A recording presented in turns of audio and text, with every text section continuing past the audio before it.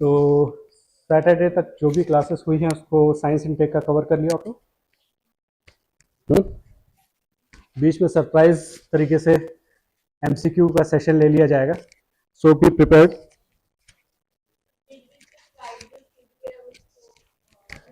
कौन सा स्लाइड छूटा हुआ है, नहीं मिला?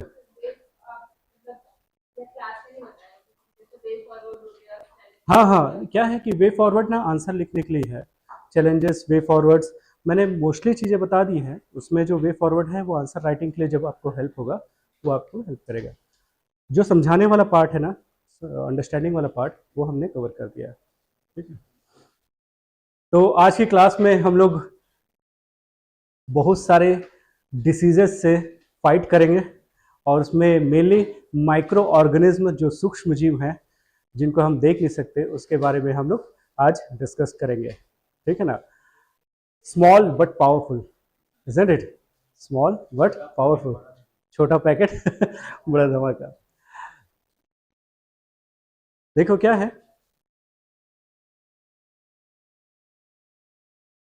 जब व्हेन अ स्मॉल मैन, एक छोटा आदमी, makes a big shadow, it means sun is about to set. Small man makes big shadow, it means sun is about to set.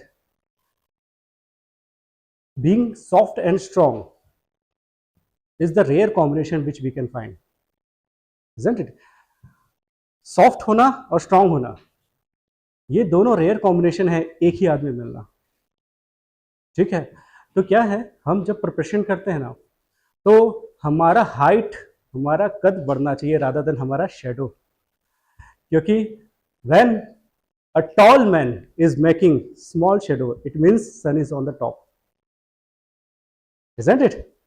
जब एक लंबा आदमी का छोटा परछाई पड़ रहा है इसका मतलब सूर्य टॉप पे है। So we should be like tall man rather than short man, isn't it?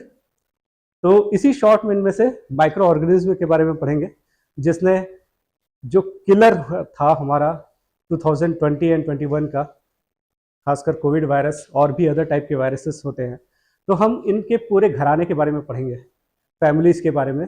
जैसे वो म्यूजिक में घराना होता है ना, तो घराने का नाम सुना है? ग्वालियर, इंदौर, है ना, ऐसे घराने होते हैं और उसके अंडर में बहुत सारे म्यूजिक के टाइप्स इवॉल्व हुए हैं। आर्ट एंड कल्चर में पढ़ोगे आप लोग इसको। ठीक है, तो इसी घराने में से हम माइक्रो ऑर्गेनिज्म के घराने के बारे में देखेंगे, जो सूक्ष्म जीव होते हैं उसके बारे में हम समझेंगे। ठीक है, तो ये मॉड्यूल 2 है। मॉड्यूल 1 में हम लोगों ने क्या क्या पढ़ा था, अगर याद होगा? हाँ, एआई के बारे में पढ़ लिया था। हाँ, साइबर सिक्योरिटी के बारे में पढ़ लिया था। साइबर क्रिमिनल्स भी हम लोगों ने फाइंड आउट किया था, शाराब है, कृष्णा है ना, कुछ साइबर क्रिमिनल्स। हाँ, crypto currency, blockchain technology, 5G, 6G, चलो ठीक है, 5G तक हम लोगों ने समझ लिया था, है ना। अभी क्वेश्चन करूंगा वैसे कुछ देर में, तो बताना कि 5G वगैरह में क्या चीजें थी। तो माइक्रो ऑर्गेनिज्म के बारे में डिस्कस करते हैं। तो ये module 1 we have finished, this module 1 हो चुका है। अब जो है दैट इज मॉड्यूल 2। ठीक है, इसमें हम micro organism as well as कोविड-19 में जो आरएनए टाइप का होता है, डीएनए टाइप का होता है, वो वायरस के बारे में हम लोग समझेंगे। तो इसको हम पूरा स्ट्रक्चर करेंगे कि कैसे हम इसको प्रोसीड करने वाले हैं। तो अगर देखा जाए तो अगर हम माइक्रो ऑर्गेनिज्म के बारे में पढ़ेंगे तो पहले इंट्रोडक्शन देखेंगे। इंट्रोडक्शन में classification, beneficial, harmful micro organism, इनका एनवायरमेंट रोल में और उससे रिलेटेड डिसीजेस, और खासकर जो रिसेंटली इरप्ट हुए थे हमारे इंडिया में डिसीजेस, उसके बारे में देखेंगे। फाइन, तो ऐसे कुछ 5 स्लाइड्स है जिसको हम लोग देखेंगे। इसके बाद हम लोग कुछ बैक्टीरिया एंड वायरस के डिटेल में जाएंगे जो कि हमारे लिए इस साल के लिए इंपॉर्टेंट है। तो लेट्स सी, तो डेफिनेशन ऑफ माइक्रो ऑर्गेनिज्म क्या है, परिभाषा सूक्ष्म जीव की। तो एनीथिंग जो आप नेकेड आई से नहीं देख सकते, ठीक है ना, बट लिविंग बीइंग होना चाहिए, जो जीवित होना चाहिए और जिसको आप नेकेड आई से नहीं देख सकते। इसके लिए आपको माइक्रोस्कोप की जरूरत पड़ती है। कभी देखा है माइक्रोस्कोप? और माइक्रोस्कोप से कभी देखा है? अच्छा, दोनों ही चीज देखा है। ठीक। तो अगर हम माइक्रोस्कोप से देखना चालू कर दें तो हम डिप्रेशन में आ जाएंगे, है ना? हम जानते हैं क्यों आ जाएंगे। इतने टाइप के बैक्टीरिया वायरस दिखेंगे हमको, है ना? कुछ भी खा नहीं पाएंगे हम।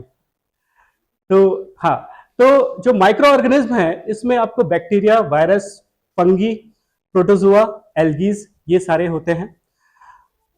बैक्टीरिया, जीवाणु, विषाणु, कवक, प्रोटोजुआ एंड शैवाल, ये सारे हमारे माइक्रो ऑर्गेनिज्म होते हैं। इसमें देखा जाए तो हार्डली ये जो माइक्रो ऑर्गेनिज्म का ना बहुत ही रेयर परसेंटेज एक्सप्लोर्ड है। अभी तो बहुत सारे परसेंटेज अनएक्सप्लोर्ड है माइक्रो ऑर्गेनिज्म का, जबकि हम देखते हैं कि एनिमल्स, फ्लोरा, फौना, इसके बारे में मोस्टली हम एक्सप्लोर कर चुके हैं। पर ये माइक्रो ऑर्गेनिज्म का जो वर्ल्ड है उसको हम एक्सप्लोर नहीं कर पाए हैं। उसका रीजन है क्योंकि लिमिटेशंस हैं, है ना? इसका रीजन और भी है कि जैसे हमने बताया था कि खैर ज्योग्राफी में बताया होगा, मैंने ये बताया था कि ट्रेंचेस जहां पे गर्थ होते हैं वहां पे भी ऐसे बैक्टीरिया हो सकते हैं जो कि अभी तक रियल वर्ल्ड में एक्सपोज नहीं हुए हैं। एज वेल एज अंटार्कटिका में फ्रोजन लेयर पे ऐसे बैक्टीरिया हो सकते हैं, जब वो मेल्ट होगा, अंटार्कटिका का जो बर्फ है पिघलेगा, तब हो सकता है नए टाइप के बैक्टीरिया या वायरस आ जाए। एलियंस भी हो सकता है कुछ टाइप के बैक्टीरिया वायरस ले आए। अगर देखा जाए तो कितना डेडली हो सकता है, अगर देखा जाए किसी भी वॉर में कितनी भी लड़ाइयां हुई और कितने लोग भी मरे, जितना कोविड में मरे उससे तो काफी कम थे। Getting it? मतलब एक ऐसा माइक्रो ऑर्गेनिज्म आ सकता है जो कि पूरे अर्थ का एग्जिस्टेंस, अर्थ में लाइफ का एग्जिस्टेंस खतरे में पड़ सकता है। Isn't it? आपने एक चीज ऑब्जर्व किया होगा, जब भी आप जंगल सफारी वगैरह जाते हो या कहीं पे भी जाते हो तो एक टाइप ऑफ केमिकल रहता है, उस केमिकल को क्रॉस करके जाते हो, देखो, है ना? तो वो केमिकल को क्रॉस करके जाने से क्या है कि आप, हाँ क्या हो गया? हाँ, मेनली शूज के थ्रू हमारे बैक्टीरिया, वायरस जो भी गए होंगे उसको हम लोगों ने न्यूट्रलाइज कर दिया। ठीक है। आईसीयू में भी जाते हैं तो हम उसी तरीके से जाते हैं, क्योंकि एनिमल्स के लिए भी डेडली हो सकता है। क्यों सारे एनिमल्स को एक ही जू में नहीं रखते? इसका रीजन यही है। कुछ को अपन ओपन करते हैं, कुछ को हम लैब में रखते हैं। इसका कारण क्या है? यही है कि सडनली कोई वायरस इरप्ट हो गया या कोई भी बैक्टीरिया इरप्ट हो गया और उसके कारण से सारे एनिमल्स सडनली वाइप आउट हो गए, तो फिर डिफिकल्ट हो सकता है। ठीक है। इसलिए क्या है कि ये जो माइक्रो ऑर्गेनिज्म का जो वर्ल्ड है वो बहुत ही अनएक्सप्लोर्ड है, इकोनॉमिकली भी और बायोलॉजिकली भी, है ना? इकोनॉमिकली भी देखा जाए तो आर्थिक तौर पे बहुत सारे बेनिफिट उठाया जा सकता है ना? जो हम अल्कोहल कंज्यूम करते हैं, है? तो उसका रीजन क्या है? Micro organism. तो जो जो पेट्रोल हम यूज करते हैं, है ना, उसका रीजन क्या है? माइक्रो ऑर्गेनिज्म, है ना? जो कर्ड है, दही है ना, या डोसा जो हम बनाते हैं, दैट इज माइक्रो ऑर्गेनिज्म। ठीक है ना? हाँ, खमीर है, यस, खमीर, समीर। हाँ, ठीक है। तो माइक्रो, इवन इवन हमारे हमारे जो गट है, हमारे जो इंटेस्टाइन है, हमारे जो आते हैं, है ना, उसमें जो आते हैं, है ना, वो है बैक्टीरिया। ठीक है। हमारा जो इंटेस्टाइन है उसमें जो बैक्टीरिया है, that helps us to digest our food properly. ठीक है। एब्जॉर्ब करने में हेल्प करता है ना न्यूट्रिशन को, हमारे जो गट में बैक्टीरिया होते हैं। ठीक है। तो वो सारे चीज को हम देखेंगे। ठीक है। तो स्टार्ट करते हैं बैक्टीरिया। बैक्टीरिया सिंगल सेल का हो सकता है, एक कोशिका वाला हो सकता है। देखा जाए तो सिंगल सेलुलर बैक्टीरिया से ही अर्थ में लाइफ स्टार्ट हुई थी। ठीक है। सिंगल सेलुलर बैक्टीरिया हो सकते हैं और इसका एग्जिस्टेंस होस्ट के बाहर में भी है। जरूरी नहीं कि अगर बैक्टीरिया हमारे अंदर में है तो बाहर सर्वाइव नहीं कर पाएगा, क्योंकि वायरस के साथ ऐसा है कि वो बाहर सर्वाइव नहीं कर पाएगा, पर बैक्टीरिया बाहर में भी सर्वाइव कर सकता है। तो सिंगल सेल का ऑर्गेनिज्म होता है। जैसे हमारे गट में बैक्टीरिया होता है, हम लोग बोलते हैं ना गट फीलिंग आ रही है। हाँ, तो वो गट फीलिंग कहाँ है? वही पेट के अंदर से, है ना? वो जो गट फीलिंग आ रही है, दैट इज वही गट बैक्टीरिया। ये बहुत हेल्पफुल बैक्टीरिया है, बहुत हेल्पफुल है। ठीक है ना? अगर ये बैक्टीरिया नहीं होते तो उनको आर्टिफिशियली प्रोबायोटिक्स या दही खिलाया जाता है डाइजेशन के लिए, ताकि आपके गट में बैक्टीरिया आए, ठीक है ना। और टीबी, कोलेरा, ये सब का रीजन क्या है? बैक्टीरिया। तो हमको ये तो कंफर्म जानना है कि कोई भी रोग, प्रेम रोग को छोड़ के कोई भी रोग जो होता है उसका मेन कारण क्या है, ठीक है ना, उसको हमको जानना बहुत ज्यादा जरूरी है। हाँ हाँ यस, इसलिए ना जो एंटीबायोटिक पे डिपेंडेंट हो जाते हैं ना, उनके गुड बैक्टीरिया भी मर जाते हैं, है ना। हम कभी भी, जैसे आप देखो, हम एक मॉस्किटो का कॉइल जलाते हैं तो मच्छर के लिए ज्यादा हार्मफुल है, पर हमारे लिए भी हार्मफुल है, isn't it?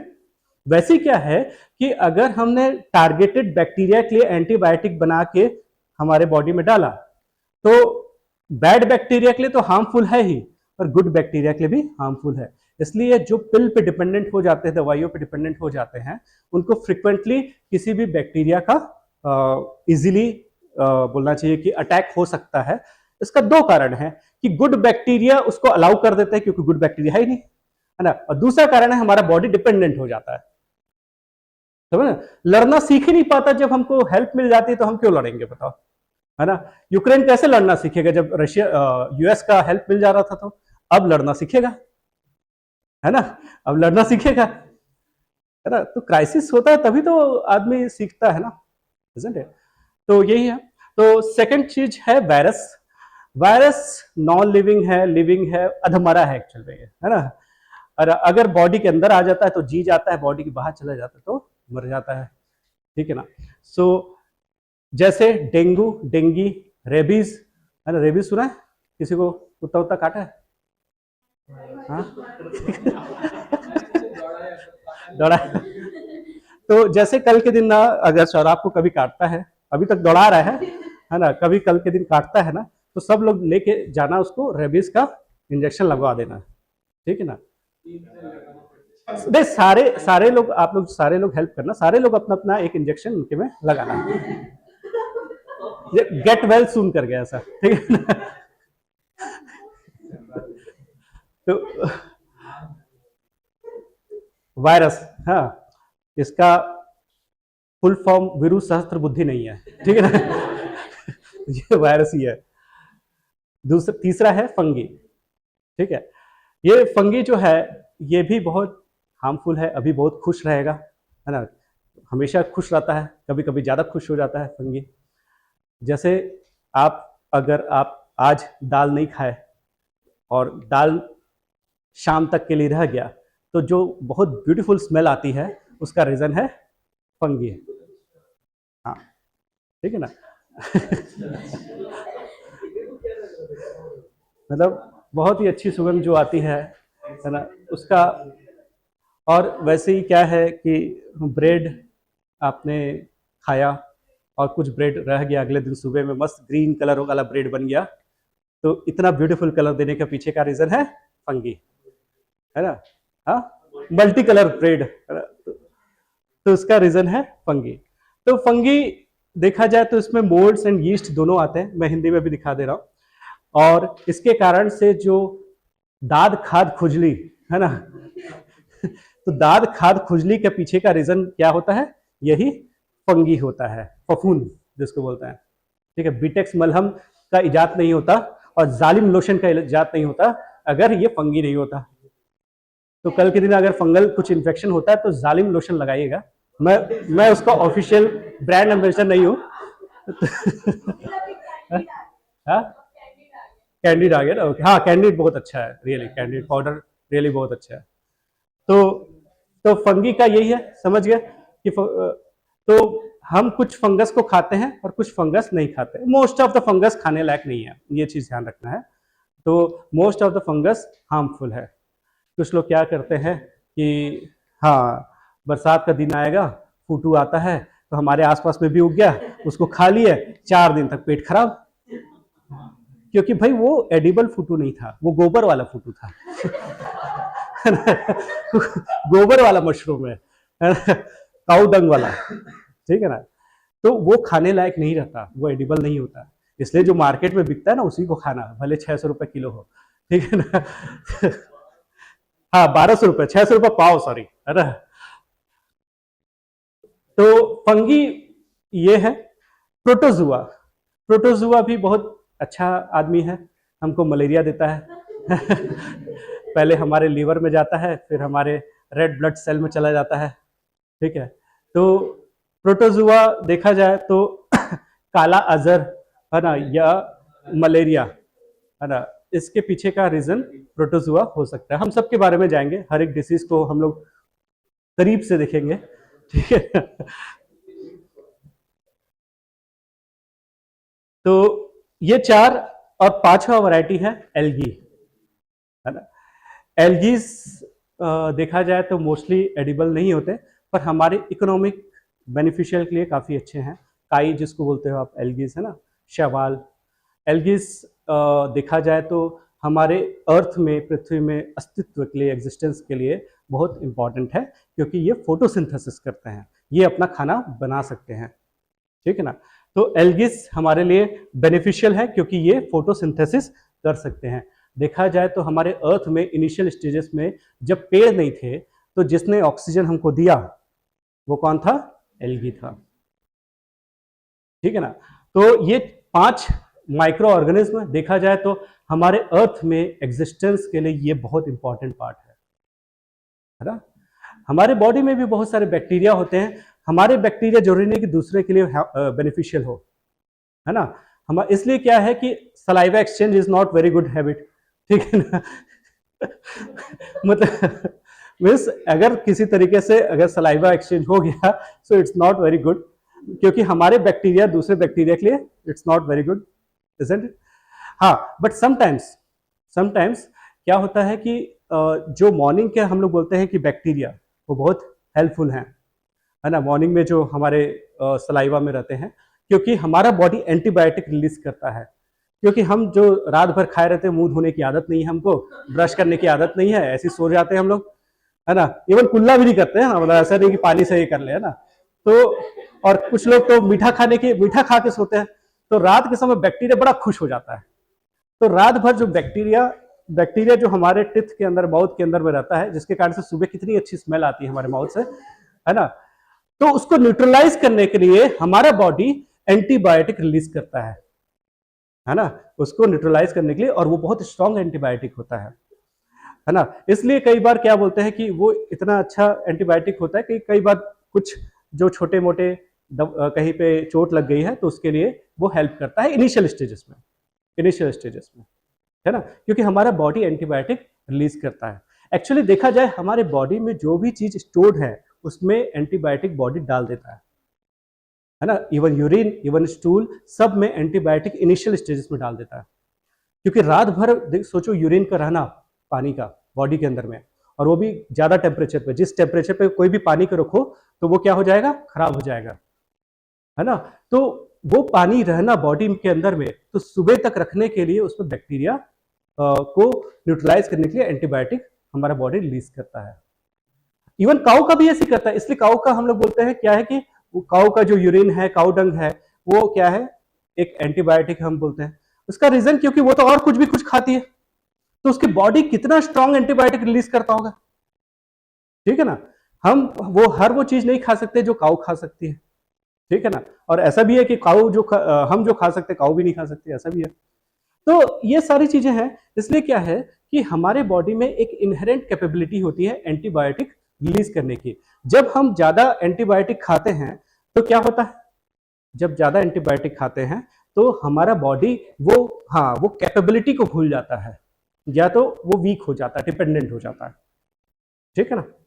इसलिए एंटीबायोटिक जितना जल्दी हो सके छोड़ देना चाहिए। इवन डोज भी कंप्लीट करना जरूरी नहीं है, ठीक है। 2 रिसर्च आया था, एक रिसर्च में बोला जाता था कि आपको पूरा डोज कंप्लीट करना चाहिए, और एक रिसर्च में बोला गया कि डोज कंप्लीट करने के चक्कर में हमारे बॉडी में जितना एंटीबायोटिक चला जाता है वो इतना नुकसानदेह है कि इसके कारण से लाइफ लॉन्ग आपके इश्यूज आते हैं। तो डेंजरस है, अच्छा चीज नहीं है। वैसे भी हम एंटीबायोटिक बहुत खा रहे हैं, क्यों? फ्रूट्स में, है ना, जो प्लांट्स हैं, ये सब में कितने सारे पेस्टिसाइड्स एंड एंटीबायोटिक्स हैं। खासकर चिकन और नॉनवेज वगैरह में, अंडा और इसमें बहुत ज्यादा इसमें एंटीबायोटिक्स हैं। देखा जाए तो परमिसिबल लिमिट से कहीं ज्यादा है, ठीक है ना। तो इसलिए क्या है, हम ऑलरेडी एंटीबायोटिक को कंज्यूम कर रहे हैं, मतलब हम वीक हो रहे हैं, है ना। तो अलग से आप फिर से एंटीबायोटिक लेते हो तो वो हार्मफुल है, ठीक है। तो खैर, तो इतना पेसिमिस्टिक थॉट देने के बाद मैं अब आगे जाता हूं। तो माइक्रो ऑर्गेनिज्म का सबसे इंपॉर्टेंट रोल किसमें है? मेडिसिन में, फार्मास्यूटिकल इंडस्ट्रीज में इसका सबसे बड़ा रोल है, मेडिसिन में। दूसरा कहाँ है? एग्रीकल्चर में। एग्रीकल्चर में हम जानते हैं कि नाइट्रोजन को हवा से जमीन में लाने का काम कौन करता है? माइक्रो ऑर्गेनिज्म, है ना। क्योंकि नॉर्मली नाइट्रोजन अबंडेंट है किसमें? एटमॉस्फेयर में, पर नाइट्रोजन की बहुत कमी है हमारे इंडिया के सॉइल में। तो ये दोनों के बीच का जो दरार है उसको कौन पूरा करता है? दिस माइक्रो ऑर्गेनिज्म, खासकर rhizobium bacteria.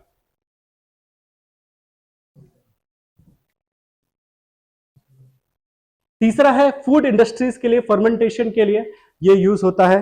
Curd, bread, dosa, और वो क्या है, नान, नान, तंदूरी, हाँ, इडली, वो एक वो मेम्स चला ना, इडली या डोसा, डोसा। सुना? डोसा ये बिरयानी, डोसा।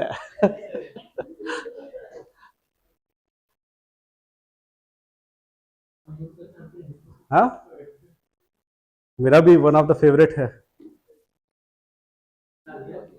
हाँ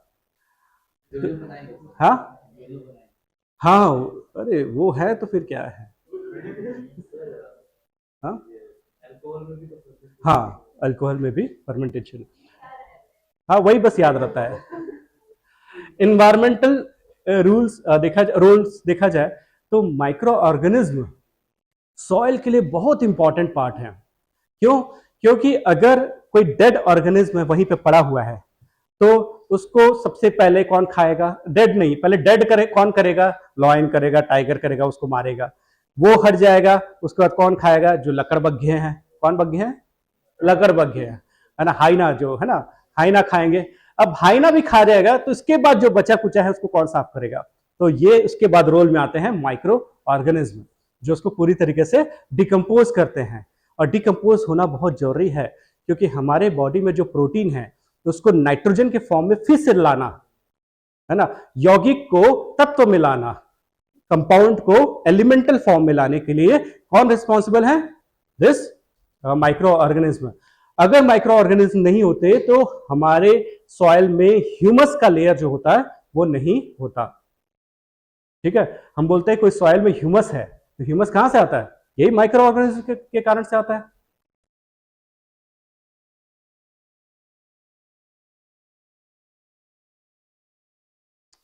माइक्रो ऑर्गेनिज्म नहीं होते तो हमारे पास जो एलपीजी के जो गैस है वो नहीं होता, और ये जो गोबर वाला गैस है वो भी नहीं होता है, ठीक है ना। तो ये सारे माइक्रो ऑर्गेनिज्म के कारण से है। देखा जाए तो पास्ट नहीं, फ्यूचर में एनर्जी का one of the important source रहेगा माइक्रो ऑर्गेनिज्म, क्योंकि हम प्लान कर रहे हैं एलगी से बायोडीजल बनाने का, ठीक है ना। और दूसरा मिथेन, जो कि अभी क्लीन गैस का एक इंपॉर्टेंट पार्ट है ना। और वो मिथेन का रिलीज करने के लिए माइक्रो ऑर्गेनिज्म का बहुत बड़ा रोल है। कभी कभी जो सेप्टिक टैंक से ऊपर पाइप जाता है उसमें से कभी स्मेल सूंघ के देखना। वो जो स्मेल रहता है उसमें काफी कुछ मिथेन रहता है, ठीक है ना। कभी सूंघ के देखना कृष्णा, जाके देखना ना। तो वो जो बहुत अच्छी स्मेल आती है ना, वो उसका रीजन है दिस माइक्रो ऑर्गेनिज्म, ठीक है। इंडस्ट्रियल यूजेस देखा जाए तो एंजाइम्स के प्रोडक्शन के लिए या एथेनॉल के प्रोडक्शन के लिए, एथेनॉल एक इंपॉर्टेंट कंपोनेंट है किसका? दारू ही याद आता है आप लोग को, है ना। फ्यूल, बायोडीजल, बायो बायोडीजल का एक इंपॉर्टेंट कंपोनेंट है कौन सा? एथेनॉल, ठीक है ना। तो दिस 5 थिंग्स, ये 5 इंडस्ट्रीज हैं जो बहुत इंपॉर्टेंट पार्ट है माइक्रो ऑर्गेनिज्म के लिए। चिकित्सा, कृषि, खाद्य उद्योग, पर्यावरणीय भूमिका, औद्योगिक उपयोग। याद रखना, ये एनवायरमेंटल रोल को जरूर डालना है, नॉर्मली यही भूलोगे आप। ठीक है ना। हमारे मोस्ट ऑफ द सॉइल, चाहे ब्लैक सॉइल लो, रेड सॉइल लो, ये कौन सा soil low, alluvial soil low, most of the soil में जो सबसे कम है वो क्या है, नाइट्रोजन। और नाइट्रोजन के कारण से ही सबसे ज्यादा ये क्या फर्टिलाइजर क्या डाला जाता है, यूरिया, है ना। तो हम बोलते हैं डाई अमोनियम फॉस्फेट, डीएपी, उसमें भी अमोनियम, अमोनियम मतलब नाइट्रोजन, तो 2 अमोनियम डलेगा और फॉस्फेट डलेगा, है ना। इसका मतलब अमोनियम की ज्यादा रिक्वायरमेंट है, डाई अमोनियम फॉस्फेट बोल रहे हैं तो डीएपी बोल रहे हैं, क्योंकि one of the famous fertilizer है, ठीक है ना। तो ये सारे का रोल है हमारे माइक्रो ऑर्गेनिज्म में। फर्टिलाइजर बनाने में नहीं, ध्यान रखना, फर्टिलाइजर को हटाने में इसका रोल है। मतलब क्या है, ये नेचुरल बनाता है। अगर आप इंडस्ट्री में डालोगे, इंडस्ट्री से बनाओगे तो अच्छी बात नहीं है, नेचुरल बनेगा तो वो अच्छी बात है ना। और ये नेचुरली बनाता है, ठीक है। हम बोलते हैं ना, किसी जमीन को ना फैलो लैंड या पड़ती जमीन छोड़ देते हैं, और कुछ दिन बाद उसका क्या है, जो फर्टिलिटी है, उपजाऊ क्षमता फिर से बढ़ जाती है ना, और वो किसके कारण से आती है, इसी माइक्रो ऑर्गेनिज्म के कारण से, ठीक है।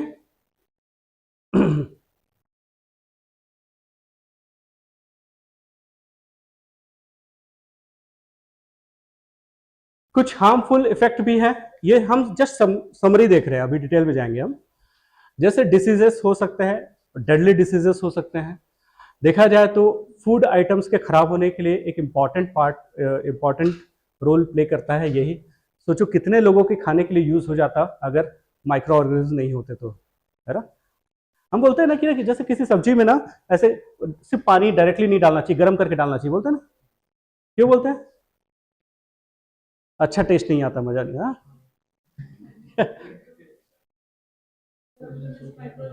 हाँ, क्या है, अगर हमने सब्जी गर्म करके रखा हुआ है, बना है, तो मतलब उसमें माइक्रो ऑर्गेनिज्म कम से कम हो गया है, बहुत ही कम हो गया है, 99.9% खत्म हो गया है ना, अगर उसको हमने प्रॉपर कुक किया है। पर अगर हम लोग डायरेक्टली, जो कच्चा पानी बोलते हैं, डायरेक्टली ठंडा पानी हमने डाल दिया उसमें, तो क्या हुआ, हम आर्टिफिशियली उसमें बैक्टीरिया डाल दिए, तो फूड के खराब होने के चांसेस बढ़ जाते हैं।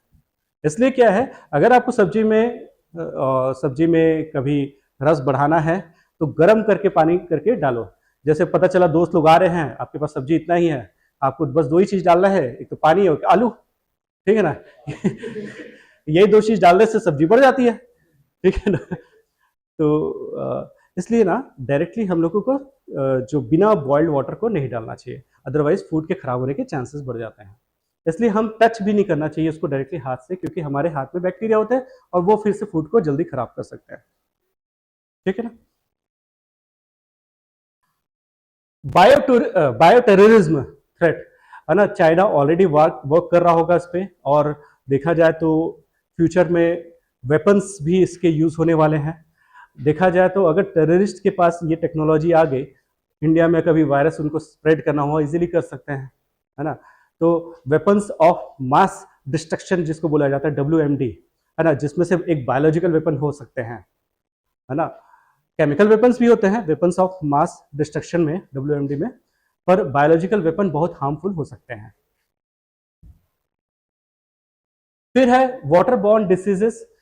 देखा जाए तो कोलेरा, टाइफाइड, ये सब का रीजन खराब पानी होता है, और कंटामिनेटेड वाटर के कारण से और टाइप के डिसीजेस होते हैं। देखा जाए तो डायरिया के कारण से जो डेथ होती है, उसका मेन रीजन माइक्रो ऑर्गेनिज्म ही होते हैं।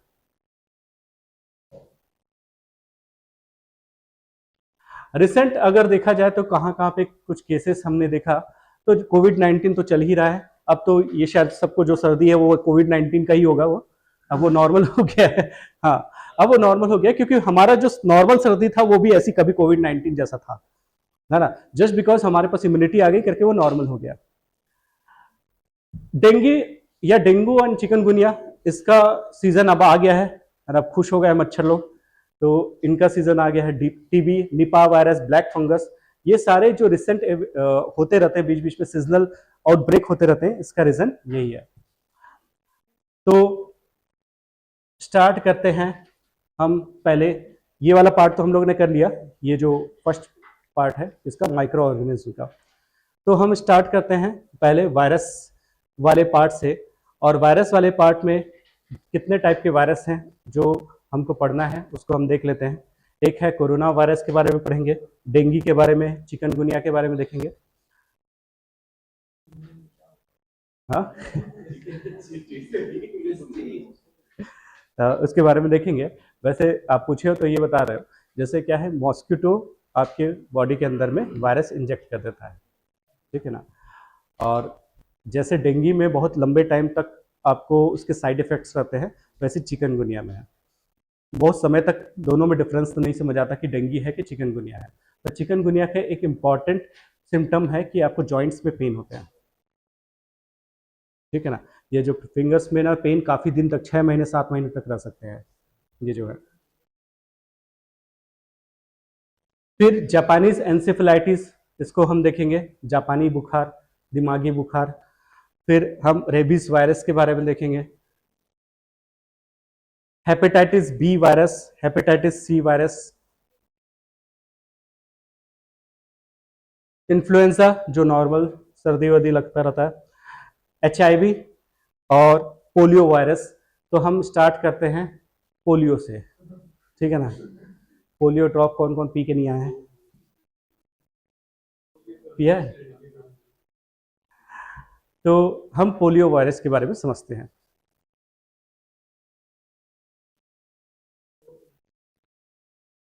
तो पोलियो का जो डिसीज है, जो रोग है, उसका नाम क्या है, कोई बता सकता है? दिस वन, ठीक है ना। पोलियो का जो रोग का नाम है पोलियो मेलिटिस समथिंग, है ना, वो है। और वायरस का नाम क्या है? पोलियो, ठीक है, वायरस का नाम है पोलियो और डिसीज का नाम है पोलियो मेलिटिस। देखा जाए तो 5 साल से छोटे बच्चों में ये जल्दी इन्फेक्ट हो सकता है, मतलब स्नेहा जो है अफेक्टेड हो सकती है।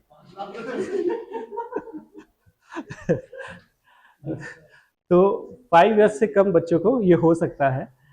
देखा जाए तो इसका रूट जो होता है फेशियल रूट हो सकता है, फेकल रूट हो सकता है, एज वेल एज देखा जाए तो पर्सन टू पर्सन ये ट्रांसमिट हो सकता है। तो एक चीज हमको ध्यान रखना है कोई भी वायरस में, पहला चीज कि ये ह्यूमन से ह्यूमन में जाता है कि नहीं। तो polio human to human transmit हो सकता है। पानी गिर रहा है क्या?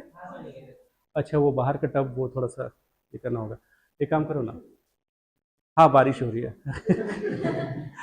सर आप थोड़ा सा उनको बता दो कि वो पीछे का टब जो है ना वो भर गया होगा, थोड़ी देर के लिए AC को बंद कर देंगे।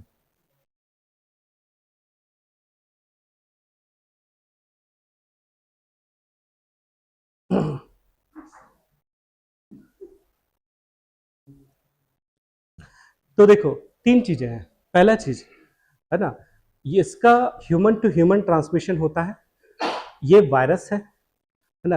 तीसरा, ये ओरल रूट से और फेकल रूट से जा सकता है, ठीक है ना।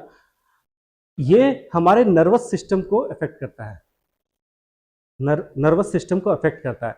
हमारे लेग को अफेक्ट नहीं करता पर नर्वस सिस्टम को अफेक्ट करता है, करके हमारे लेग का ग्रोथ नहीं हो पाता। बंद हुआ?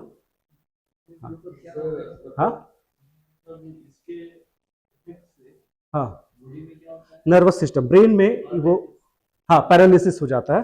एक्चुअली पैरालिसिस क्या, नर्वस सिस्टम में एक साइड पे इफेक्ट करेगा तो हमारा आधा बॉडी इंपेयर्ड हो जाता है, खासकर लेग का जो ग्रोथ है वो कम हो जाता है या खत्म हो जाता है। यस, साइकोमोटर जो अनस्टेबिलिटी आ जाती है। नहीं, मोटर न्यूरॉन, है ना। हाँ। ये अभी टेस्ला एक नया बाइक लाने वाला है। क्या है कि न्यूरॉन हमारे हैंड और पैर के मूवमेंट को रेगुलेट करते हैं, है ना। अगर इन दोनों के बीच में कनेक्शन का डिफरेंस प्रॉब्लम आता है तो उसके कारण से ये डिसीज होता है, ठीक ना।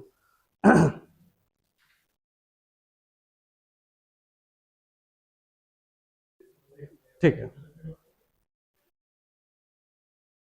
तो देखा जाए तो पोलियो के भी स्ट्रेन्स हैं, जैसे कि कोरोना के स्ट्रेन्स अलग अलग थे, वैसे इसके भी अलग अलग स्ट्रेन्स हैं, जैसे P1, P2, P3 अलग अलग हैं। और उसमें देखा जाए तो P2 ऑलरेडी ग्लोबली खत्म हो चुका है, 1999 में ही वर्ल्ड लेवल पे P2 का एग्जिस्टेंस खत्म हो गया है। हम कैसे बोल सकते हैं कि वायरस का एग्जिस्टेंस खत्म हो गया? क्योंकि हम कंफर्म बोल सकते हैं जब कोई भी आदमी इन्फेक्टेड नहीं मतलब खत्म, क्योंकि वायरस का एग्जिस्टेंस ह्यूमन बॉडी के बाहर में तो है ही नहीं, समझे ना। इसलिए क्या है, P2 ग्लोबली क्या हो गया, इरेडिकेट हो चुका है। देखा जाए तो इंडिया को भी WHO ने P1 एंड P3 है ना, ये फुली हमारे यहाँ खत्म हो चुका है इंडिया में भी। हाँ, हमारे यहाँ पूरा खत्म हो चुका है। नहीं नहीं, P2 तो बहुत पहले वर्ल्ड लेवल पे खत्म हो तो P2 वर्ल्ड लेवल पे खत्म हो गया, हम इंडिया वर्ल्ड का पार्ट है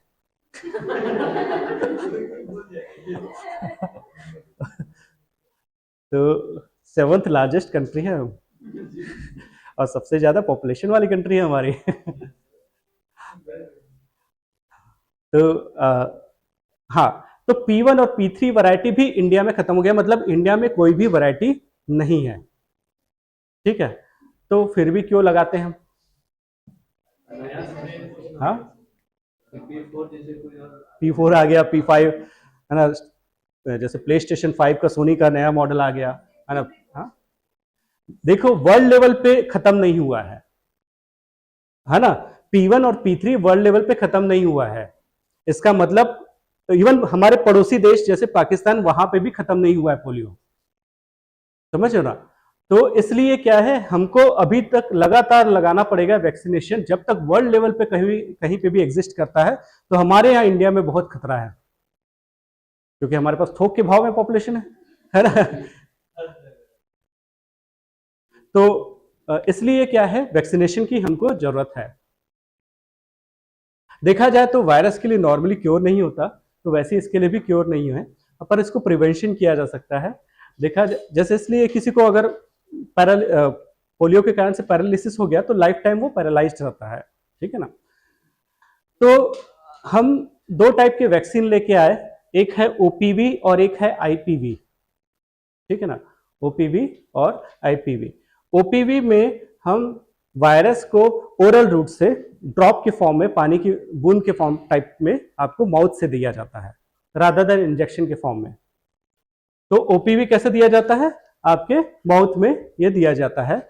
और देखा जाए तो इसमें जो वायरस होता है वो वीक वायरस होता है ना, या तो वैसा वायरस होता है जिसका हाथ पैर तोड़ दिया गया है, ठीक है, वैसा वायरस ये होता है,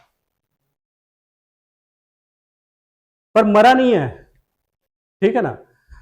तो ओरल रूट से जो वायरस जाता है ना, उसमें आपको वीक वायरस दिया जाता है, जबकि इंजेक्शन से जो वायरस, जिसको आईपीवी इनएक्टिवेटेड पोलियो वैक्सीन जब दिया जाता है, तो उसमें डेड वायरस डाला जाता है आपकी बॉडी में। आप जानते होंगे कि किसी भी वैक्सीन या टीका में वायरस, उसी वायरस को डाला जाता है आपके बॉडी में, है ना। अब क्या होता है, हमारे बॉडी में डिसीज से जब भी लड़ाई किया रहता है तो मेमोरी रहती है। मेमोरी कौन से सेल में रहती है हमारे बॉडी में? कोई सेल का नाम याद है जिससे? हाँ, व्हाइट ब्लड सेल, हाँ शायद, नहीं व्हाइट ब्लड सेल के थ्रू करता है, टी सेल बोला जाता है एक्चुअली, है ना, है ना। क्या होता है कि हम जब भी कोई डिसीज हमारे पर होता है तो हमारे बॉडी को याद होता है कि कैसे लड़ा जाएगा करके। तो जैसे ही कोई वायरस, नया वायरस आता है तो हमारा बॉडी ना सारे टाइप का हथियार डालता है, गदा फेंकेगा, भाला फेंकेगा, किससे मर रहा है देखता है, इसके कारण से बॉडी वीक हो जाती है। फिर एक बार समझ आ गया कि अरे यार ये तो चाकू से मरा करके तो चाकू से मरा अगर याद हो गया तो वो हमारे सेल में इनकोडेड हो जाता है। इसके बाद अगले बार जैसे ही उसका चेहरा दिखा, पहले चाकू ही, हाँ, इसलिए बॉडी वीक नहीं हो पाती। सेकेंड टाइम के अटैक में बॉडी क्यों नहीं वीक हो पाती? क्योंकि उसको पता है कि इसको किससे लड़ना है, कैसे लड़ना है, और फर्स्ट टाइम में वो सारा हथियार यूज करता है, जिसके कारण से बॉडी वीक हो जाती है। ये समझ आया, है ना। इसलिए क्या है कि अगर हमारे बॉडी के अंदर में डेड वायरस डाल दिया जाता है तो हमारा बॉडी, इसलिए वैक्सीनेशन के बाद बुखार क्यों आता है? क्योंकि बॉडी लड़ रहा है, लड़ाई कर रहा है, और उसके बाद वो श्योरली जीत जाएगा, क्यों, मरा हुआ है, ठीक है ना। तो मरा हुआ को मारने के लिए वो ट्राई करता है। अब ये बताओ कि आपको कौन ज्यादा अच्छा इम्यूनिटी देगा, आईपीवी की ओपीवी?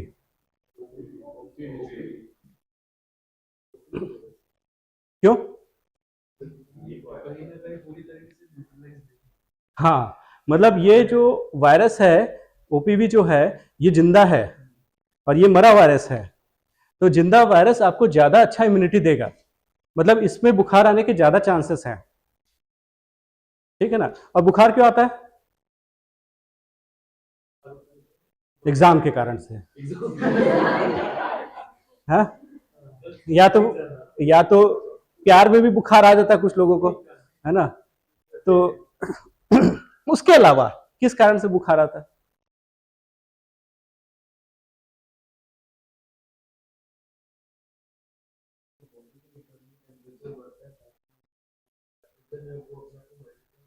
Exactly exactly. क्या है कि बॉडी अपने आप को बॉयल करता है ताकि वायरस जो है मर जाए।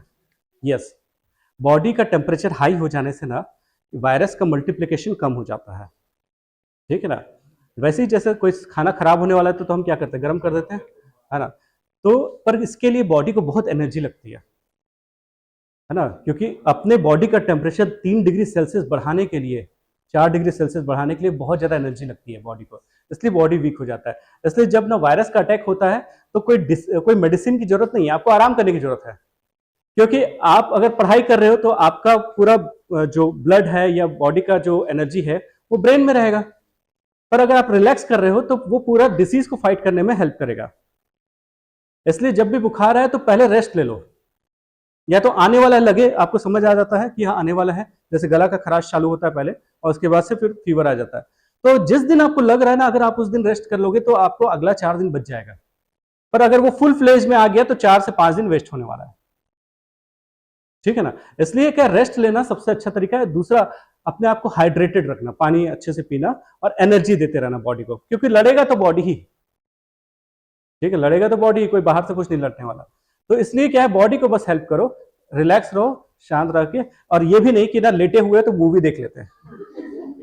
बहुत लोग क्या है, बुखार है पढ़ाई नहीं कर सकते पर मूवी देखेंगे। अरे भाई, मूवी देखने में आईज में कितना एनर्जी जाती है? नहीं तो गाना सुन लेंगे, अरे भाई उसमें भी एनर्जी जाती है भाई। फोन में बात कर लेते होते हैं भाई, फोन पे बात करने। हाँ, तो दैट्स वाई आपको जानना जरूरी है कि जब आपका वायरस अटैक होता है तो बॉडी ही लड़ता है, इसलिए आपको रिलैक्स करने के अलावा कुछ ऑप्शन नहीं है, वो भी आईज क्लोज करके। ठीक है ना। नहीं, सोना जरूरी नहीं है। हाँ, एनर्जी को कंजर्व करके रखना ज्यादा इंपॉर्टेंट है। नींद आए ना आए, सपने देखने में कोई दिक्कत नहीं है।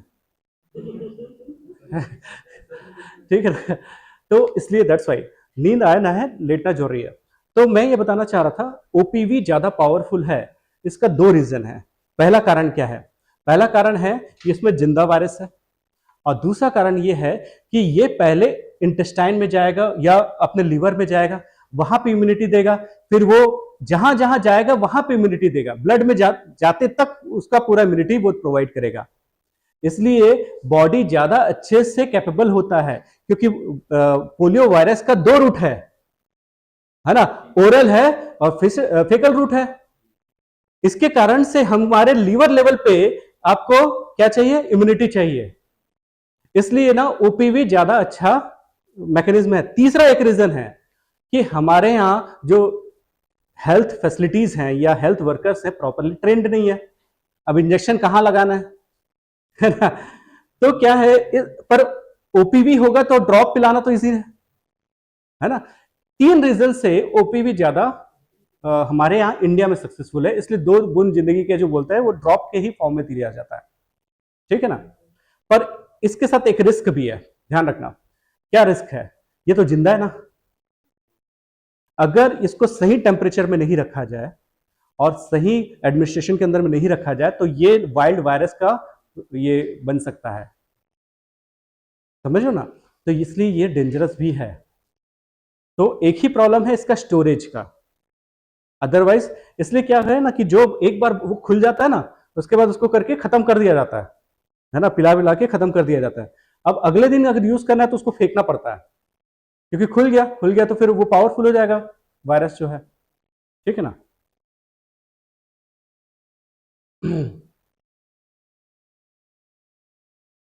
तो अगर कोई बोले इंटेस्टाइनल इम्यूनिटी कौन देता है, तो ये देता है। ओरल वाला ओपीवी।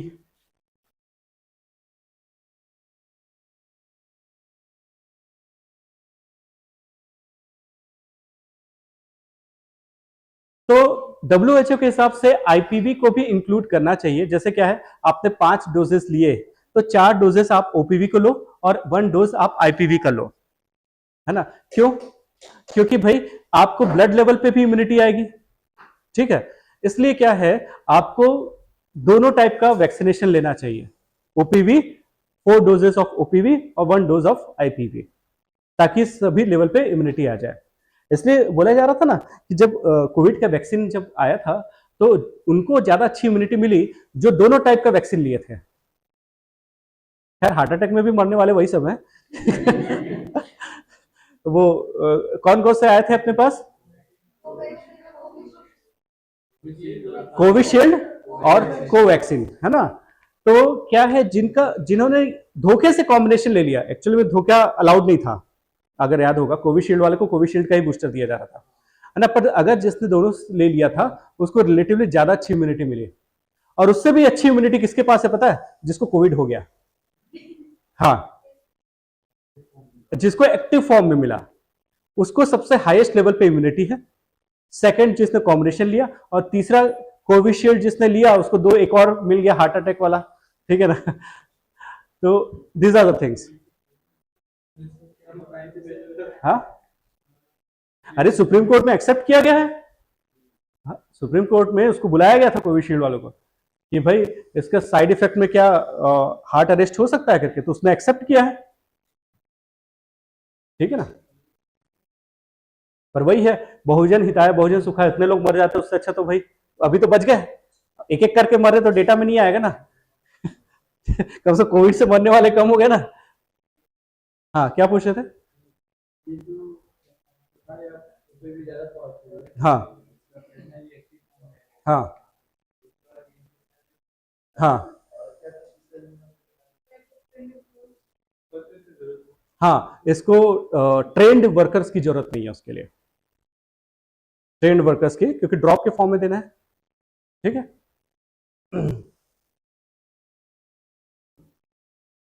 तो अगर वैक्सीन को प्रॉपरली एडमिनिस्ट्रेट नहीं किया जाए तो वो वीएपीपी बन जाता है, जो कि वैक्सीन एसोसिएटेड वायरस बन जाता है, वैक्सीन के कारण से वायरस बन गया, ठीक है ना?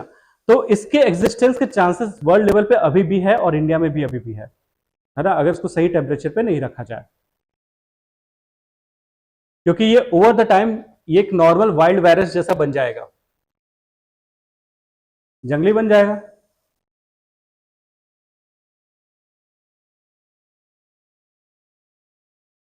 तो प्री स्पेशल बाइट, तो वो ये है।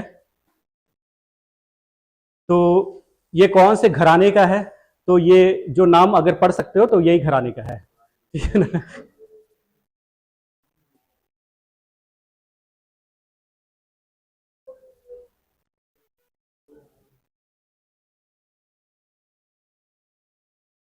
ठीक है, ये सारी हैं, ऑलरेडी डिस्कस कर चुके हैं हम।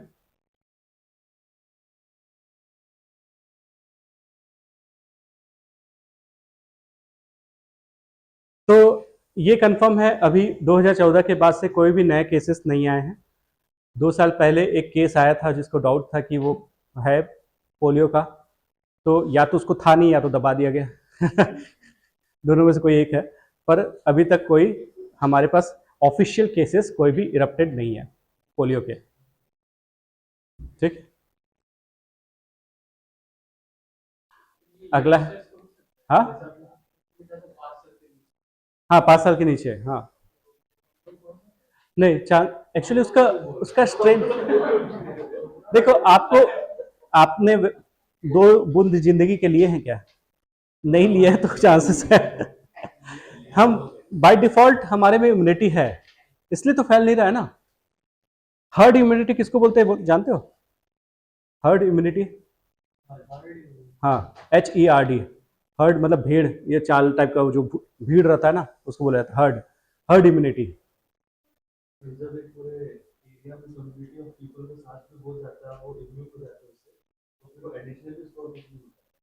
हाँ, देखो क्या है, जैसे एक वायरस लेके आई स्नेहा, ठीक है ना एक वायरस लेके आई, नया टाइप का वायरस लेके आई, जड़ावा ट्राइब के पास मिलने गई थी, वहां से दो चार ट्राइब लेके दो चार ट्राइब नहीं, दो चार वायरस लेके आ गई। अब क्या हुआ, वो वायरस जड़ावा ट्राइब के बारे में पूछा था आप लोग के स्टेट पीएससी में इस बार, है ना, कि कौन मैच मेकिंग वाला। तो अब क्या है, इसने एक वायरस लेके आ गया, और वो वायरस के लिए हम इम्यून नहीं थे। तो एक इन्फेक्टेड पर्सन के सराउंडिंग में अगर अनइन्फेक्टेड लोग हैं तो वो तेजी से फैलेगा, समझना। चलो डायग्राम बनाया जाए।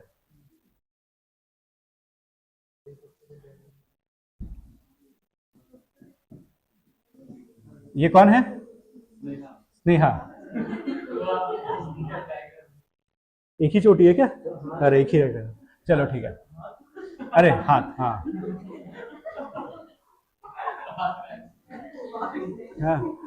तो क्या है, इसके आसपास में जितने लोग भी हैं, ये लोग क्या है, इन्फेक्टेड हो जाएंगे, है ना, क्योंकि ये इनके में किसी में इम्यूनिटी नहीं है, किसी ने वैक्सीनेशन नहीं लिया है, और नया टाइप का वायरस है। तो इस कंडीशन में वो बहुत तेजी से फैल सकता है, इधर से भी फैल सकता है, ऐसे क्रॉस भी फैल सकता है, मतलब मल्टीपल एवेन्यूज है जिसके थ्रू फैल सकता है। और ऐसे ही फैला था कोविड भी।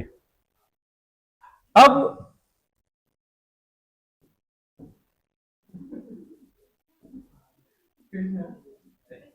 हाँ, नहीं नहीं, स्नेहा ही है, एक चोटी है ना, पहले दो चोटी थी, अब एक ही चोटी। हाँ हाँ, वो जिसमें हाँ। तो अब क्या है, यहां पे अब जैसे ये कोविड का वायरस, हाँ इधर ध्यान दो, अब जैसे कोविड का वायरस इसको अफेक्टेड है बाय द वे, बट इसके सारे लोगों को इम्यूनिटी मिला हुआ है, तो ये क्या कर सकती है, इनको नहीं फैला सकती, इसको नहीं फैला सकती, मतलब चांसेस बहुत रेयर हैं, और ये लोग आपस में नहीं फैला सकते। तो अगर ऐसे लोगों के बीच में कोई इन्फेक्टेड पर्सन जाता है जहां पे हर्ड इम्यूनिटी है, जहां पे सबको इम्यूनिटी मिला हुआ है, तो वो फैलने के चांसेस वो खत्म हो जाते हैं। इसलिए क्या होता है कि ऐसा नहीं कि कोविड वायरस अभी नहीं एग्जिस्ट कर रहा है, अभी बहुत जगह पे होगा, पर हमारे पास हर्ड इम्यूनिटी आ गई है। और हर्ड इम्यूनिटी कैसे आई, सबको या तो वैक्सीनेशन लग गया या तो सबको वायरस लग गया, तो दोनों में से किसी एक तरीके से आया, इसको बोला जाता है हर्ड इम्यूनिटी, ठीक है ना।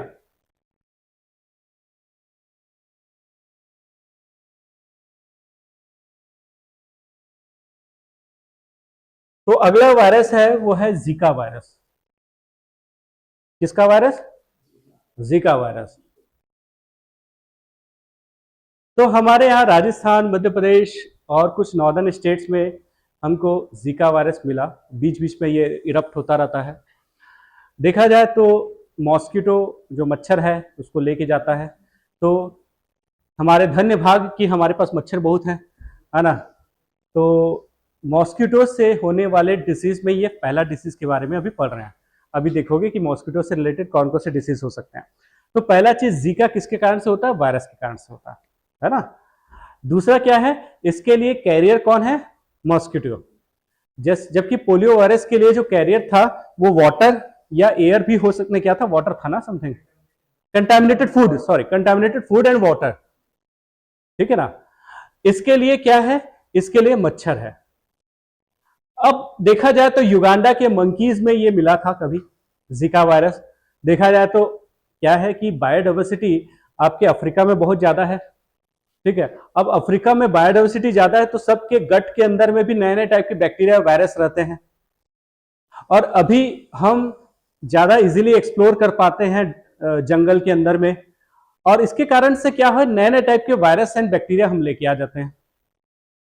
इसलिए देखोगे कि बहुत सारे वायरस या बैक्टीरिया का ओरिजिनेशन या तो आपको अफ्रीका में मिलेगा या हमारे यहाँ वेस्टर्न घाट में मिलेगा, क्योंकि जहां बायोडाइवर्सिटी ज्यादा है वहां पे माइक्रो ऑर्गेनिज्म भी ज्यादा होंगे ना। हमारे इंडिया में बायोडाइवर्सिटी कहां पे ज्यादा है? केरला में, वेस्टर्न घाट के वेस्टर्न साइड में बहुत ज्यादा बायोडाइवर्सिटी है, जैव विविधता, ठीक है ना। तो जहां पे एनिमल्स भी ज्यादा है, प्लांट्स भी ज्यादा है, तो माइक्रो ऑर्गेनिज्म ज्यादा नहीं होंगे? वहां पे ज्यादा होंगे। और सिंपल थ्योरी है, जहां धूप ज्यादा आती है और जहां पानी है, ये दोनों चीज जहां पे दोनों रेडिली अवेलेबल है, वहां पे क्या होता है, माइक्रो ऑर्गेनिज्म का थ्राइव बहुत इजीली करता है। हाँ, तो जमीन दलदल होती है या फिर वाटर हम्म हम्म मॉस्किटो नहीं रहते। मॉस्किटो दो टाइप के होते हैं, रिपोर्ट जो है उसमें कुछ होगा। बता रहा हूँ। एक उस टाइप के मॉस्किटो होते हैं, है ना, जो कि फ्रेश वाटर में होते हैं। एक उस टाइप के मॉस्किटो होते हैं जो डर्टी वाटर में होते हैं। तो नॉर्मली जो सिटीज में आपको जो मॉस्किटो मिलते हैं ना, या तो फ्रेश वाटर या नाली वाले मिलते हैं, डर्टी वाटर में। पर ये जो दलदल वाला एरिया है ना, जिसका सरफेस टेंशन कम हो जाता है, पृष्ठ तनाव कम हो जाता है ना, उस एरिया में अगर वो एग ले करते हैं ना, तो वो अंदर गिर जाता है। तो हमको पानी इतना डर्टी नहीं चाहिए कि जिसका सरफेस टेंशन कम हो जाए। तो इसलिए क्या है, वेटलैंड वाले एरिया पे आपको कुछ जगह पे जहां पे पूरा का पूरा मार्शी है, दलदल जैसा है, वहां पे एग ले नहीं हो पाता। मच्छर के लिए आप सुने होंगे कि पानी की जरूरत है ना, और पानी वैसा पानी जिसमें साबुन नहीं डला हो, जिसका सरफेस टेंशन ज्यादा हो, पृष्ठ तनाव ज्यादा रहेगा तो अंडा ऊपर में रहेगा, नहीं तो नीचे गिर जाएगा। समझे? वो टी बैग वाला चाय पियो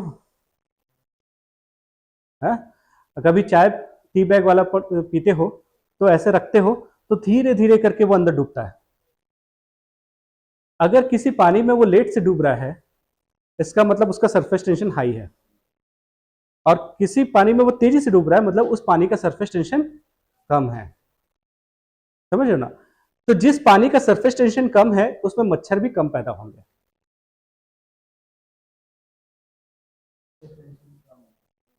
जैसे पानी में अगर साबुन डाल देते हो तो मच्छर जाने के चांसेस कम है,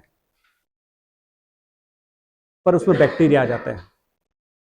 जैसे ही पानी में साबुन डालते हो, मच्छर के चांसेस कम, पर बैक्टीरिया और फंगस के चांसेस बढ़ जाते हैं, क्योंकि जो फंगस है दैट लव साबुन, सोप को बहुत पसंद करता है फंगस। हाँ, नहीं, सोप, सोप उसका खाना है, साबुन जो है ना उसका खाना है, मॉस्किटो का खाना है। फाइन लगाओ यार उसके ऊपर।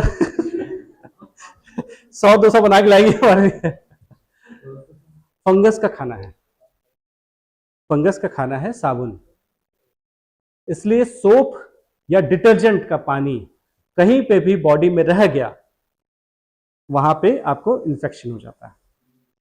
चाहे कपड़े में रह गया, चाहे स्किन में रह गया, जल्दी जल्दी आपने नहा धो लिया, टॉवेल से सुखा दिया, पर कुछ जगह पे यहाँ पे साबुन रह गया, और यहाँ पे जो साबुन रह गया यहाँ पे फिर आपको पिंपल जैसा, आपको इचिंग जैसा होने लगेगा।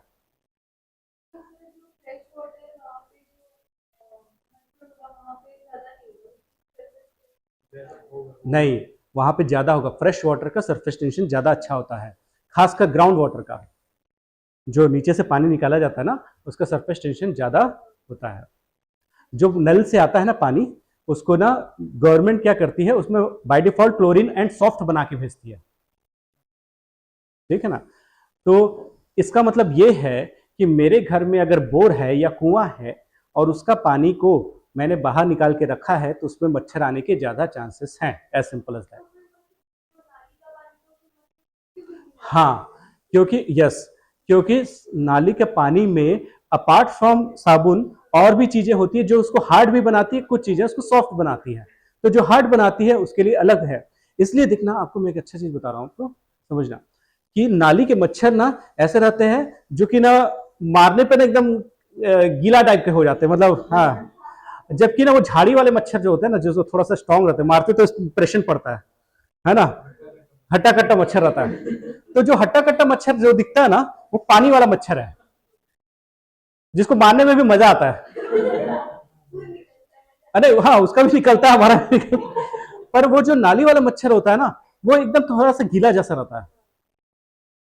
इसलिए ना, इसलिए वायरस कौन से मॉस्किटो से जाएगा, इसका अलग अलग वैरायटी है। जैसे डेंगू का वायरस जो होता है वो फ्रेश पानी में पनपता है, समझो ना, हम पढ़ेंगे उसके बारे में, तो अभी हम कहां पे आए थे, हम जीका में हैं, ठीक है ना। तो जीका मच्छर से होने वाला ये पहला डिसीज हम पढ़ रहे हैं, आया कहां से, युगांडा से, ठीक है ना। इसके अलावा बाकी जगह भी वो फैला।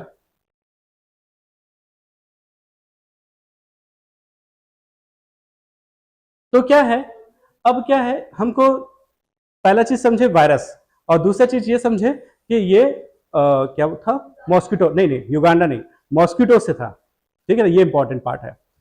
तीसरा क्या है, अगर प्रेग्नेंट वुमेन को जीका वायरस इंफेक्टेड करता है तो उसके बच्चे को माइक्रोसेफली होने के चांसेस हैं, है ना।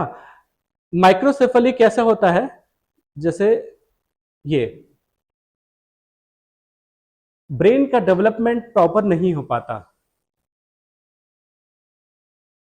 जीका वायरस का ये इफेक्ट है। जो स्कल का जो साइज होता है ना, ये साइज, ये इतना उसका स्कल का साइज छोटा हो सकता है,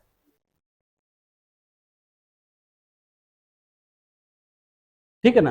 तो इसलिए ये ब्रेन के ग्रोथ को रोकता है, तो इसलिए उनका जो हेड होता है वो स्मॉलर देन यूजुअल होता है। फंक्शनैलिटी में भी देखो, साइज तो दिखा रहा है, अगर देखना आप चीज ऑब्जर्व किए होगे कि शायद अपने सुना भी होगा कि आइंस्टाइन के पास एक्स्ट्रा वो मिला हुआ था उसको, है ना। तो साइज ज्यादा है तो उसके पास फंक्शनैलिटी के लिए ज्यादा ऑप्शंस है। ब्रेन का ग्रोथ इसलिए हमारी बॉडी में सबसे पहले होता है क्योंकि वो बाकी फंक्शन को रेगुलेट कर सके। अगर उस इसलिए तो बोलते हैं ना, जब प्रेग्नेंट वुमेन के आसपास में स्मोकिंग नहीं करना चाहिए क्योंकि वो हिंडर करता है उसकी ग्रोथ को, ठीक है। उसमें नर्वस सिस्टम में मतलब ब्लड का जो फ्लो है छोटे छोटे नसों पे, अगर वो ब्लॉक हो जाता है ना तो बहुत सारे ग्रोथ को रोक देता है वो। प्रेगनेंसी की ड्यूरेशन में कॉम्प्लिकेशंस आ सकते हैं, हो सकता है मिसकैरेज हो जाए। इसके अलावा एक और है गुलियन बैरे सिंड्रोम, जिसको हम दिखाते हैं।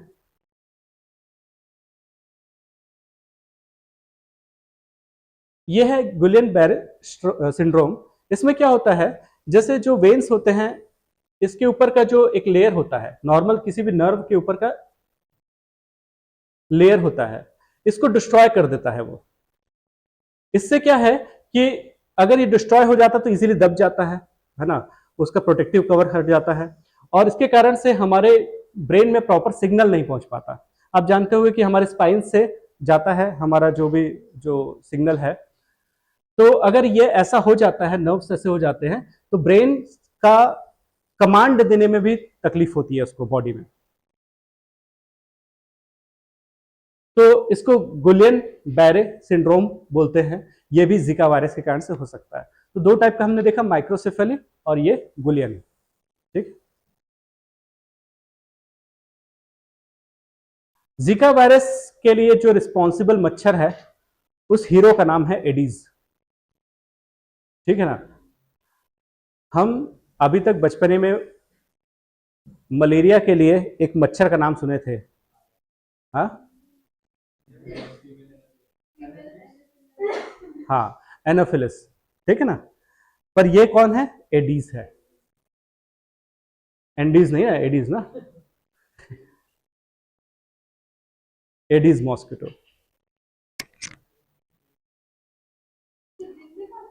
हाँ, यही बताना था। एडीज मॉस्किटो ना दिन में पहरा देता है, ठीक है ना। एडीज मॉस्किटो का जो मच्छर है दिन के समय काटता है, जबकि ये जो एनाफिलिस होता है ना, वो रात को काटता है। अब इनका बायोलॉजिकल फंक्शंस है।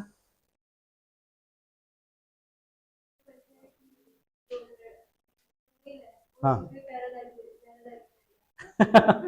अच्छा। नहीं एक्चुअली एडीज वैरायटी ही अलग है। हाँ, तो क्या है, ये जो वायरस है ट्रांसमिट कैसे हो सकता है प्रेगनेंसी के ड्यूरेशन में, तो आपने देखा कि बच्चे में ट्रांसमिट हो गया। दूसरा, सेक्सुअल कांटेक्ट से भी ये ट्रांसमिट हो सकता है, या तो ब्लड टू ब्लड ट्रांसफ्यूजन होता है उससे भी हो सकता है, या ऑर्गन ट्रांसप्लांटेशन से भी हो सकता है। ठीक है ना। तो ये सारे तरीके से जीका वायरस स्प्रेड हो सकता है। इसका मतलब ये ओरल मतलब एयर वाला रूट नहीं है ना, जैसे कोरोना का एयर वाला रूट था। आप एक चीज ध्यान रखना, जो भी एयर का रूट नहीं है ना, वो लंग्स को इन्फेक्ट नहीं करेगा, है ना। हमारे फेफड़े बचे रहेंगे पर बाकी ऑर्गन्स खराब हो सकते हैं, क्योंकि जो एयर टू एयर ट्रांसमिट होता है ना, वो सबसे पहले लंग्स को इफेक्ट करता है।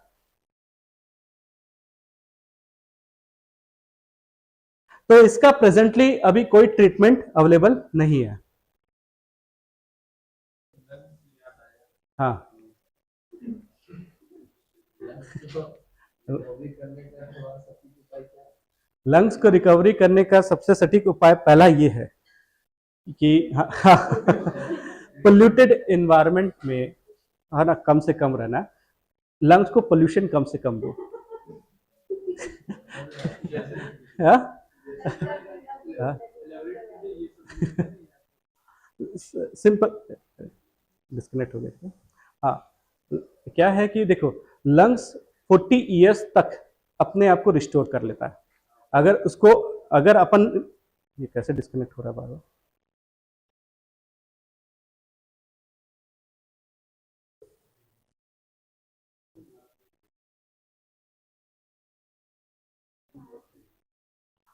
हाँ, क्या है कि 40 ईयर्स के नीचे अगर आप पोल्यूटेड इन्वायरमेंट से बच जाते हो, तो बॉडी ओवर द टाइम अपने आप को रिस्टोर कर देता है। लंग्स को खराब करने के लिए पोल्यूशन सबसे बड़ा रिस्पॉन्सिबल रीजन है, देखा जाए तो। क्या है कि हमारा लंग्स में एयर को कैप्चर करने के लिए बहुत सारे बल्ब्स बने रहते हैं, ठीक है ना, जिसमें एयर आता है। अगर वो बल्ब्स में ना पोल्यूशन आ जाता है, तो उसको सक करने का कैपेसिटी कम हो जाता है। तो इसके लिए एक वो होता है, योगा होता है, जिसमें ब्रीदिंग को बहुत देर तक, हाँ, अंदर तक रखते हैं और होल्ड करते हैं, है ना। ब्रीदिंग करके होल्ड करना, ताकि ना वो सारे लंग्स में सारे जगह पे एयर रहता है। फिर उसको थोड़ा सा पॉज करके फिर एक्सेल करना, है ना। तो ये कुछ हैं जो कि लंग्स की कैपेसिटी को बढ़ाते हैं। लंग्स अफेक्टेड हुए थे हमारे कोविड के समय में सबके। और लंग्स का ऐसा होता है कि आपको इनिशियल स्टेजेस में पता नहीं चलता, वो सडनली इफेक्ट करता है। कब इफेक्ट करता है? जब बाय द वे किसी कारण से फंगस हो गया, फंगस मतलब सॉरी, किसी कारण से कफ हो गया, तो जब कफ होता है वो डेडली बन जाता है एक्चुअल में, है ना। नॉर्मल कंडीशन में आपको लंग्स का कोई इश्यू नहीं लगेगा, पर कफ होता है जैसे, और कफ जल्दी से निमोनिया में कन्वर्ट हो जाता है। निमोनिया मतलब उसमें पानी भर जाना लंग्स में, और लंग्स में पानी भरने से एयर की कैपेसिटी कम हो जाती है, और उसके बाद वो डेडली हो जाता है। कोविड में यही हुआ, ठीक है ना। तो ये एक डेंजरस सिचुएशन हो जाता है, इसलिए लंग्स इजीली पता नहीं चलता। जैसे लीवर खराब हो रहा है तो पता चलता रहता है, लंग्स का पता नहीं चलता। सर कैसे स्मोकिंग का इंडिकेशन? स्मोकिंग क्या है कि अपन पीएम 2.5 से नीचे साइज के पार्टिकल हमारे लंग्स के अंदर में चले जाते हैं, और ब्लड में भी चले जाते हैं। और ब्लड में चले जाने के कारण से बहुत सारे ब्लड के वेसल्स को ब्लॉक कर देते हैं, तो over the time heart attack के चांसेस बढ़ जाते हैं। समझो ना। इसलिए अगर प्रोलॉन्ग्ड, अगर हम सिगरेट पीते हैं, तो वो हमारे हार्ट को ब्लॉकेज के लिए रिस्पॉन्सिबल रीजन बन जाता है। तो पहले लंग्स का कैपेसिटी खराब हो सकता है, अस्थमेटिक अटैक बनने के चांसेस बढ़ जाते हैं, ठंड के सीजन में ज्यादा तकलीफ होती है, और जहां पे ऑक्सीजन का कम इन्वायरमेंट है, कम ऑक्सीजन है, वहां पे उनको ब्रीदिंग में तकलीफ होती है ना। और over the time heart attack के चांसेस बढ़ जाता है। ठीक।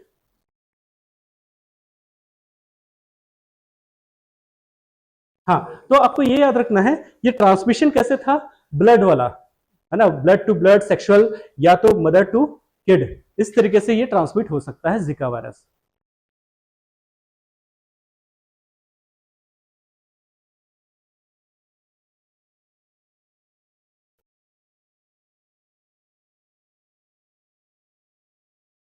डेथ के चांसेस इसमें रेयर ही है, डेथ के केसेस इसमें कम होते हैं।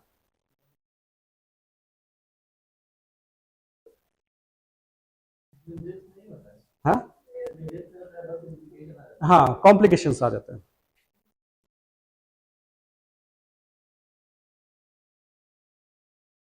अगला है H1N1। जो लोग सिगरेट हम्म लेकिन सराउंडिंग्स में है, पोल्यूटेड देखो। जो लोग पी रहे हैं, हम्म तो इससे इफेक्ट थोड़ा ज्यादा हो सकता है, इससे ज्यादा इफेक्ट देखो दैट्स फॉर श्योर, क्योंकि वो अंदर में जा रहा है तो फिल्टर होके जा रहा है, क्योंकि उसमें फिल्टर रहता है ना। पर बाहर में जा रहा है तो बिना फिल्टर के जा रहा है।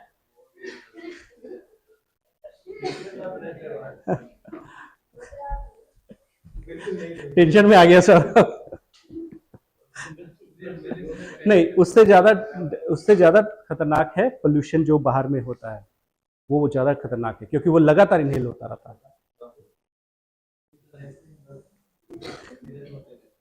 अच्छा आगे चलते हैं। H1N1 flu. तो क्या है, H1N1 फ्लू को हम स्वाइन फ्लू भी बोलते हैं।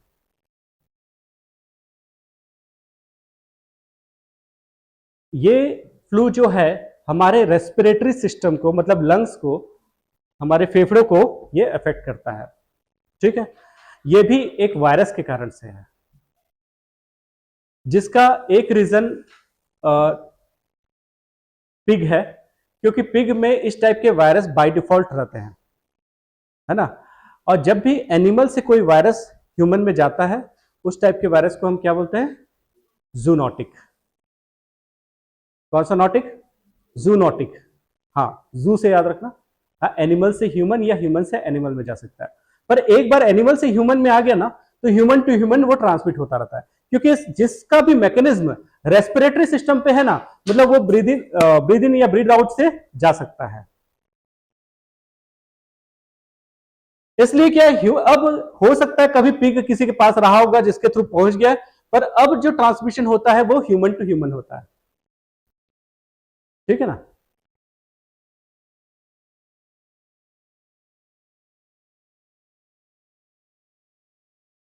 H1N1 एक्चुअली ह्यूमन के फ्लू और बर्ड फ्लू का एक कॉकटेल है, दोनों का मिक्स वर्जन है। ठीक है, बर्ड फ्लू और ह्यूमन का जो बुखार नॉर्मल होता है, उससे उसका मिक्स है ये। तो इसमें क्या है कि किसी के भी छींकने से, खांसने से ये पहुंच सकता है, कफ एंड स्नीजिंग से ये H1N1 स्प्रेड कर सकता है। या तो जो वायरस कोविड का था ना, वैसा ही है इसका। ठीक है ना, कोविड भी जूनोटिक था क्या, कोविड भी एनिमल से ह्यूमन में आ सकता था, है ना, ह्यूमन टू ह्यूमन में जा सकता था। तो वैसा ही है ये। नॉर्मली इसको ये कब हो जाता है, जब हम पिग्स रेयर करते हैं, पालते हैं, उस कंडीशन में चांसेस हो जाता है कि पिग से हमारे पास चला जाए, क्योंकि हार्बर कौन करता है, पिग करता है, वो स्टोर हाउस है। ठीक है ना।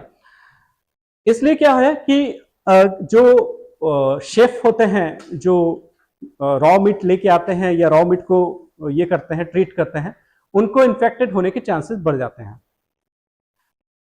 तो जैसे क्या है, जो शेफ होते हैं वो लोग रॉ मीट लेके आए पिग का, अब उसको काटे और उसके बाद उसको या तो डीप फ्रीजर में डाल दिए, जिसको पकाना है वो पकाने में डाल दिए।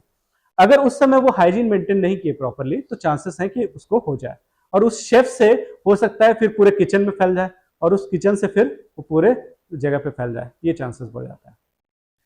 कुक्ड फूड में प्रॉब्लम नहीं है, तो जो खाएगा उसमें प्रॉब्लम नहीं, पर उसके बर्तन में प्रॉब्लम है, यूटेंसिल्स में इशू है।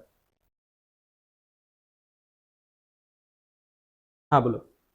हाँ हाँ। अच्छा ओके।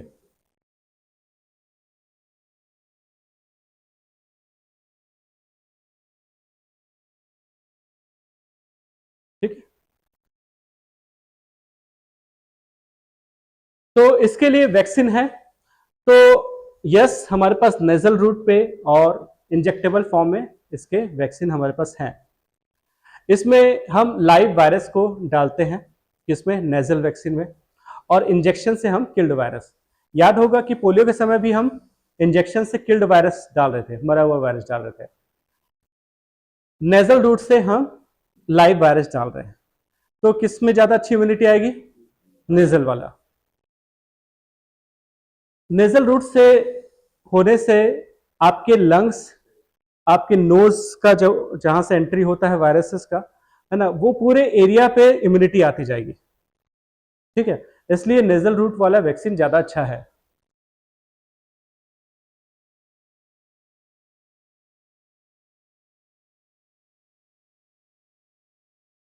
अगला अगले क्लास में कर लेते हैं जो बर्ड फ्लू है। हाँ, अच्छा लग रहा है, मेरी क्लास में तो अच्छी लगनी है। नहीं नहीं, लेट हो जाएगा, वायरस बैक्टीरिया आ जाएगा सबको। हाँ, अरे वो टॉपिक खत्म होने का है, टॉपिक के ऊपर है। हाँ, कोई डाउट है यू कैन आस्क मी। एक समराइज कर लेते हैं। हम लोगों ने देखा था कि माइक्रो ऑर्गेनिज्म के कारण से वायरस, पर्टिकुलरली वायरस वाला प्रॉपर्टी को हम देख रहे थे। वायरस हाफ लाइफ है ना, देखा जाए तो होस्ट के बाहर में इसका एग्जिस्टेंस नहीं है। जिसमें से हमने पहला वायरस देखा था पोलियो। पोलियो वायरस का दो रूट थे, एक तो हाँ ओरल रूट था और दूसरा फेकल रूट था, है ना। नॉर्मली ये कंटेमिनेटेड फूड या वाटर से एंटर करता था बॉडी में। इसके लिए दो टाइप के वैक्सीनेशन थे, ओपीवी और आईपीवी। ओपीवी में जिंदा वायरस डालते थे और आईपीवी में मरा वायरस डालते हैं, है ना। देखा जाए तो इंडिया में तीनों टाइप के strain P1 and P2 and P3 India में अब खत्म हो चुके हैं और P2 ग्लोबली खत्म हो चुका है, बट हम स्टिल वैक्सीनेशन एडमिनिस्ट्रेट करते हैं। तो ये हुआ पोलियो। पोलियो का वायरस हमारे नर्वस सिस्टम को अफेक्ट करता है, जिसके कारण से हम पैरालाइज हो सकते हैं। तो इसका रूट कौन सा था, वाटर वाला या फूड वाला रूट था। ठीक है, दूसरा कौन सा पढ़ा हम लोगों ने, जीका वायरस। हाँ, जीका वायरस का क्या रीजन है, हाँ मॉस्किटो, मॉस्किटो लेके जाता है। कहाँ से लेके आया था, युगांडा से लेके आया था, युगांडा से लेके आया और क्या हुआ, हाँ हाँ वो, हाँ एडीज मॉस्किटो के कारण से होता था। और वो कहाँ से आया था, नहीं नहीं नहीं, मतलब हाँ हाँ मंकी से आया था। अब ये कैसे ट्रांसमिट होता है, हाँ, है प्रेग्नेंट वुमेन टू, हाँ बच्चे में जा सकता है, ब्लड टू ब्लड और oral transfusion of the blood से हो सकता है। इसके लिए कोई अभी वैक्सीनेशन है जीका के लिए, जीका के लिए कोई वैक्सीनेशन नहीं है। और नहीं नहीं नहीं, उसमें ही कुछ और था जीका में। हाँ, दो टाइप के डिसीज हो सकते थे, गुलियन बेर और माइक्रोसेफेली, है ना, दो टाइप के डिसीज हो सकते थे। अब अगला कौन सा है, H1N1। H1N1 स्वाइन फ्लू जिसको हम बोलते हैं। स्वाइन फ्लू कैसे ट्रांसमिट हुआ था स्टार्टिंग में, पिग से, है ना, पिग से ह्यूमन में ट्रांसमिट हो गया, इसको जूनोटिक बोलते थे। और ये कौन से पार्ट को अफेक्ट करता है हमारे बॉडी में, रेस्पिरेटरी सिस्टम को, लंग्स को अफेक्ट करता है। इसके लिए क्या वैक्सीन है, यस इसके लिए वैक्सीन है। ठीक है, हाँ ठीक है। तो अब अगली क्लास में हम पढ़ते जाएंगे, बहुत सारे डिसीज होंगे इसलिए रिवाइज करना जरूरी है। ठीक, चलो।